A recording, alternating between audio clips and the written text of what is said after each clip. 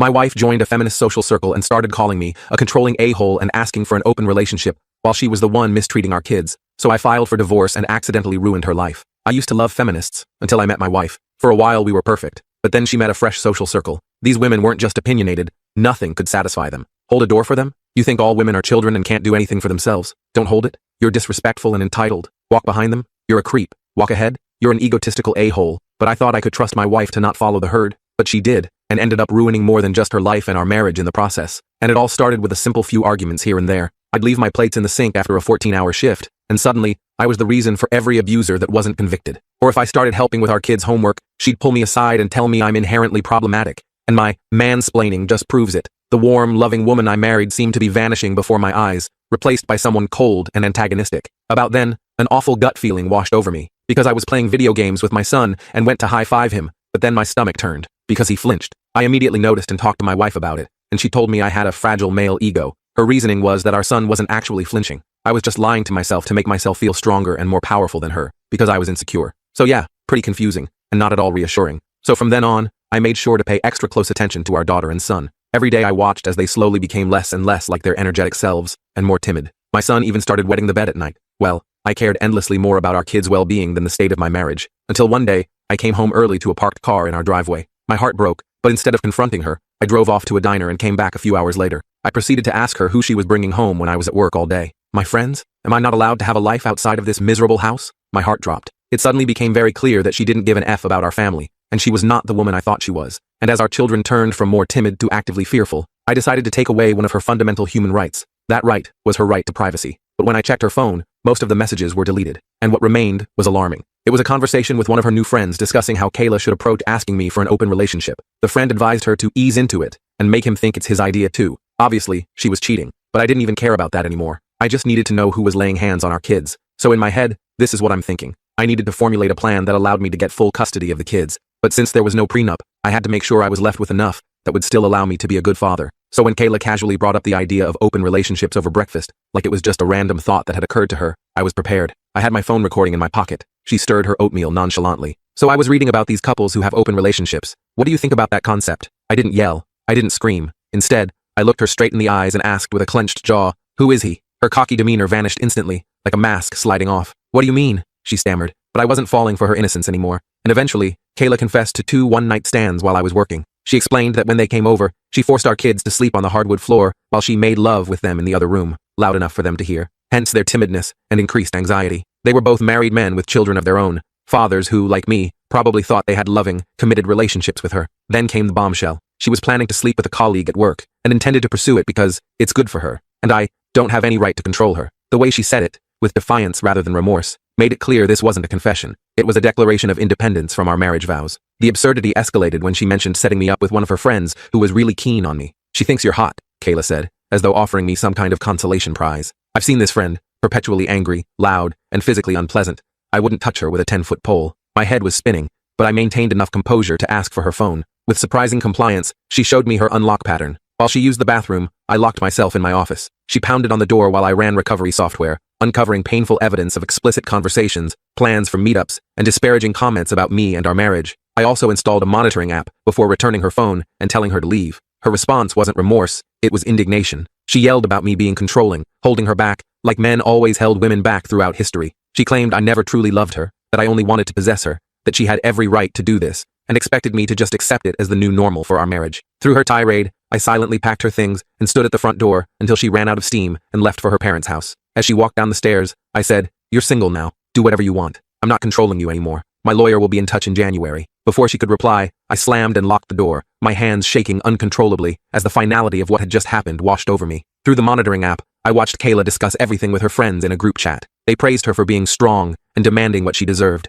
They assured her my divorce threat was empty. Want to bet that men always make threats they don't follow through on, and that I'd come crawling back once I realized what I was losing. What terrified me was hearing them suggest she could accuse me of domestic abuse if needed to secure her future. One friend brazenly bragged about how she screwed her ex-husband and took everything with false abuse claims. She detailed exactly how to make the allegations seem credible, what to say, how to act, even suggesting Kayla could inflict minor injuries on herself as proof. I immediately ordered security cameras for my house. I knew I needed to record everything from this point forward. Then came something I never expected. Kayla messaged her affair partner to meet at a hotel. The message included the hotel name and room number. I quickly found the AP's wife online, connected with her on Facebook, and told her everything, including their current location. She thanked me and hung up abruptly. Hours later, she sent me a video from the hotel confrontation. "You fucking asshole! You do this to me again? To the kids again? I told you we were over if you ever did this again." She filmed my wife getting dressed on the bed. I vomited when I first saw that footage, the visual confirmation of my wife's betrayal hitting harder than any verbal confession. The AP's wife slapped Kayla and berated her for helping destroy yet another family.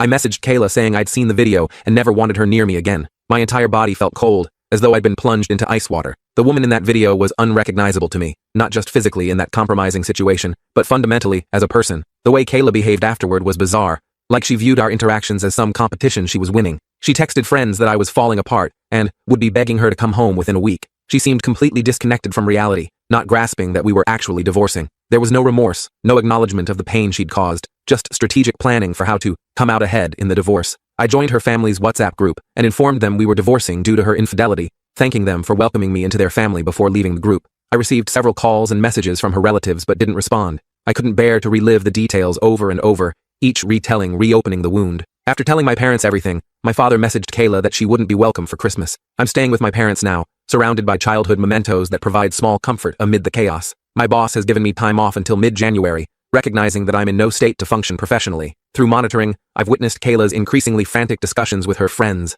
I don't think she comprehends that she's lost her family, her marriage is over, and her new friends don't actually care about her. They offer toxic advice that only serves to drive her further from reconciliation. She sent countless messages and even showed up at my parents' demanding to celebrate Christmas with us. My father threatened to call police if she didn't leave, his face flushed with anger at her audacity. I've been Googling divorce lawyers between crying spells.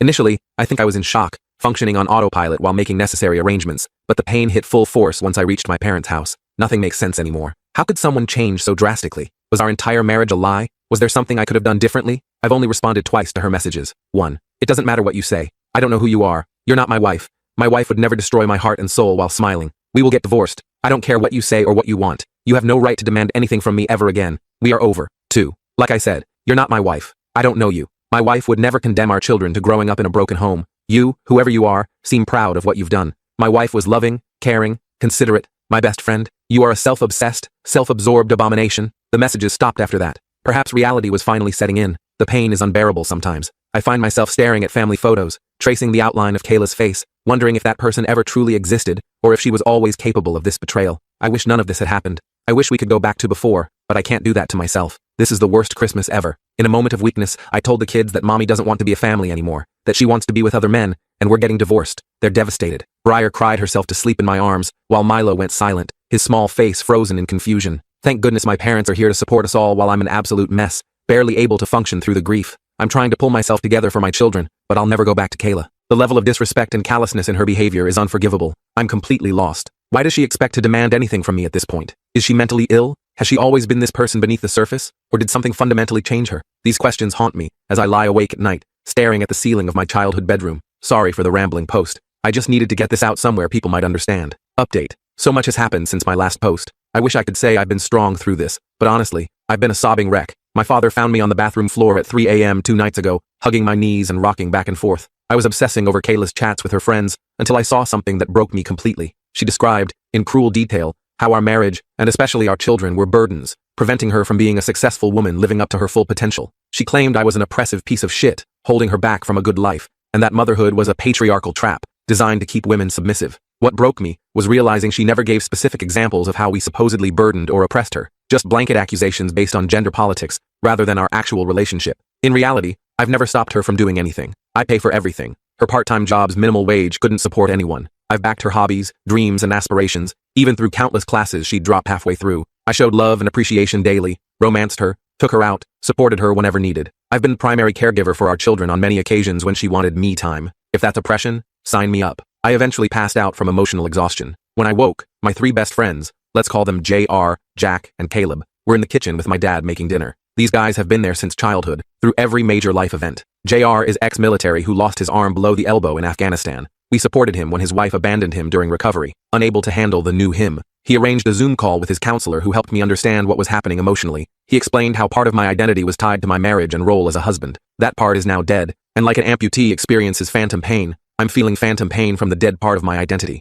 As JR said, the marriage you thought you had no longer exists, and you're mourning it like a death, because it is one. Jack is an executive at a security company, well off, but mysterious about his actual job. He contacted a top-tier law firm his company has on retainer. He's covering my legal expenses as repayment for all the times I took beatings from bullies on his behalf when we were kids. You protected me when I couldn't protect myself, he said, squeezing my shoulder. Now it's my turn. Caleb, a teacher at a private school with 7 children, yes, 7, has been ensuring my kids are cared for while I get back on my feet. His oldest daughters have been reading bedtime stories to Briar and Milo, providing a sense of normalcy amid the chaos. Yesterday started with an STD screening. The results? Kayla gave me chlamydia. I need another screen in 6 months for HIV and other STDs with longer incubation periods. My self-pity instantly transformed into rage. The doctor's sympathetic look as he prescribed antibiotics only intensified my feelings of violation. Gloves off. I'm going for full custody and will give her nothing if possible. My lawyer tracked down the ex-husband of Kayla's feminist friend who bragged about screwing him over. We spoke on WhatsApp, and after hearing how this woman destroyed his life, leaving him homeless and barely seeing his kids for 4 years, I'm preparing for war.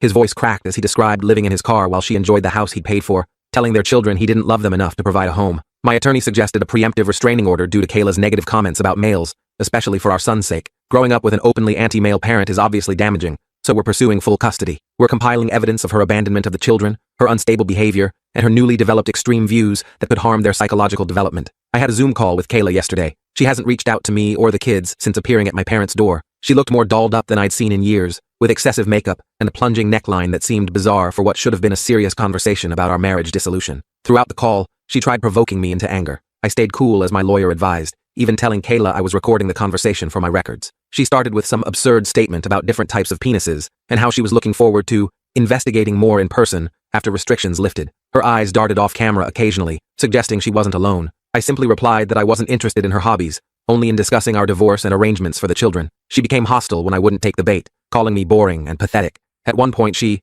went to the bathroom, but merely muted herself while conferring with her friends about what to do next. I watched as she repeatedly cursed me out just for being a man, calling me all manner of slurs while her friends encouraged her aggression. When no progress was made after 45 minutes of this behavior, I concluded, okay fine, a contested divorce it is then. By the way, you gave me chlamydia, and unlike you, I haven't been sleeping with anyone else, so you better get yourself to the clinic. She just frowned like she didn't believe me, then claimed I must have given it to her, a ridiculous accusation since I've been faithful throughout our marriage. I sent the recording to my lawyer, who was shocked. This is gold for our case, he said. Since I own her phone and the subscription, we can legally use the chat logs in court. Her digital footprint will be her undoing. It still hurts, but I'm treating it as phantom pain now. I've abandoned self-pity, and am fighting to protect myself and my children. We'll get through this. My kids will get whatever therapy they need. Kayla will soon be a distant memory, and I'll build a better life. Update. 2 weeks later. People keep telling me I'm strong or winning somehow. Reading back my posts, I can see how my anger might make me seem defiant and sure of myself. The truth is, I'm not. I wish none of this had happened. I wish my family was intact, and I had a long, comfortable life ahead with Kayla as our kids grew up.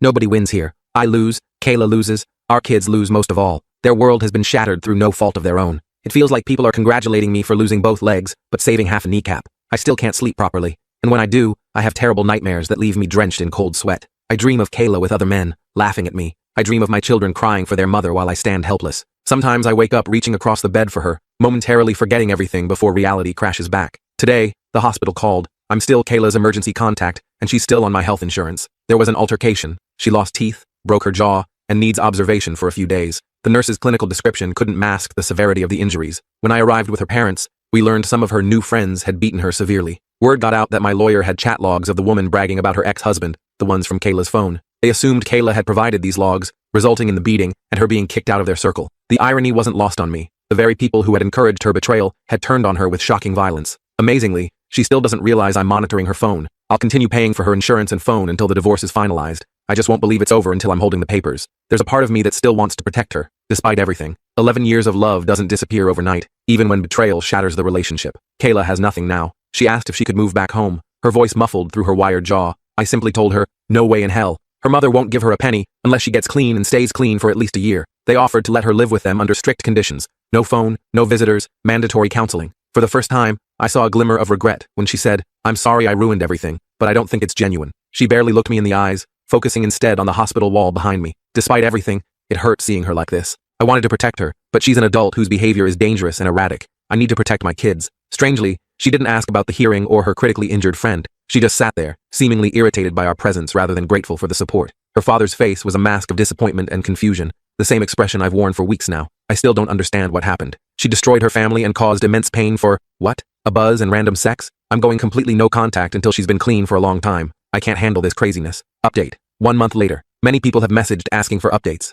I was going to post yesterday but lacked the energy. I'm depressed and exhausted, barely sleeping, and plagued by nightmares when I do. Some days I can barely get out of bed, forcing myself to function only because my children need me. The good news, my kids are doing better. My dad has been incredible. We went skiing at his cabin this weekend, just him, me, and the kids. It was wonderful watching them learn, their faces flushed with excitement as they mastered the bunny slope. For brief moments, I could almost forget everything that's happened. I have no contact with Kayla now. I did speak with one of her friends, the one who was in critical condition. She woke up, but is in terrible shape. Her nurse mentioned that no one had visited her.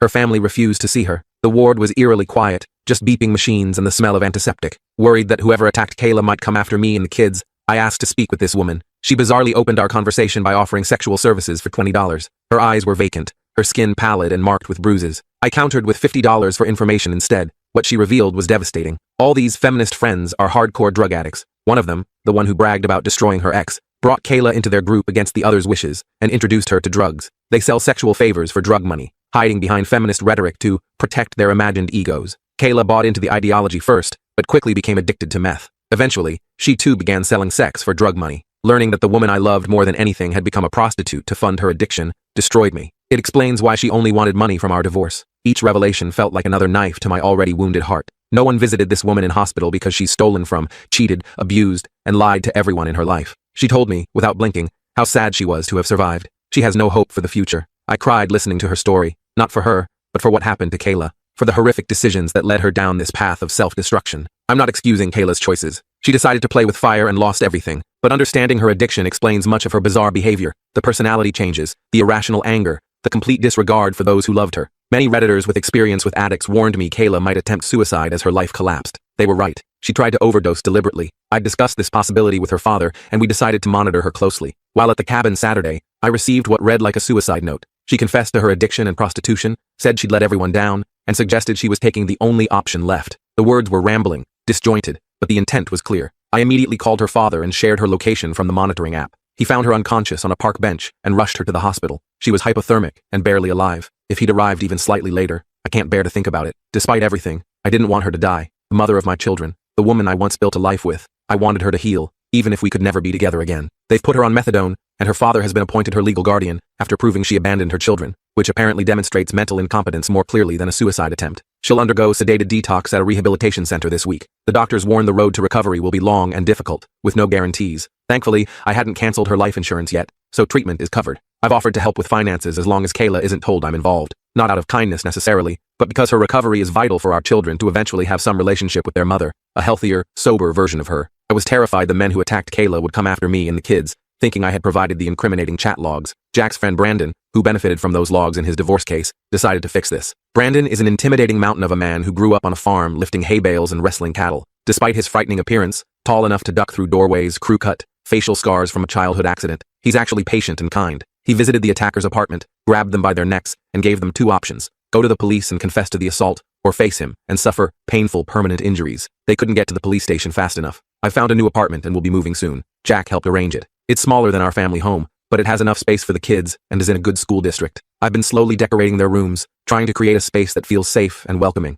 Despite everything, I'm profoundly depressed. What keeps me going is my friends, family, and the need to stay strong for my kids. My heart breaks for Kayla. Despite everything, I don't regret marrying her. I still love who she was, but I know we can never reconcile. She isn't the person she used to be, and there's too much pain between us. We had a good life before this disaster. I wouldn't have my children without her, and I wouldn't trade them for anything. The pain will linger, but I hope I'm strong enough to endure it. Some days I doubt myself, but other days I see glimmers of a possible future, different than what I'd planned, but perhaps still worthwhile. Strangely, learning about Kayla's addiction has helped my kids cope. It's easier to explain that mommy is sick, and it's going to take a long time for her to get well, than to explain betrayal and abandonment. They've written her letters that I'm keeping safe until she's stable enough to read them. Their resilience amazes me. Children can adapt to so much if given the proper support and honest, age-appropriate explanations. I'm sad and exhausted, but Brandon is here with his kids now. We're watching Madagascar 3 tonight. I'm trying to make as many good memories as possible amid the darkness. Our children seem to be doing better. They laugh more freely now, and the nightmares have become less frequent. I think we'll be okay. Not today, not tomorrow, but eventually.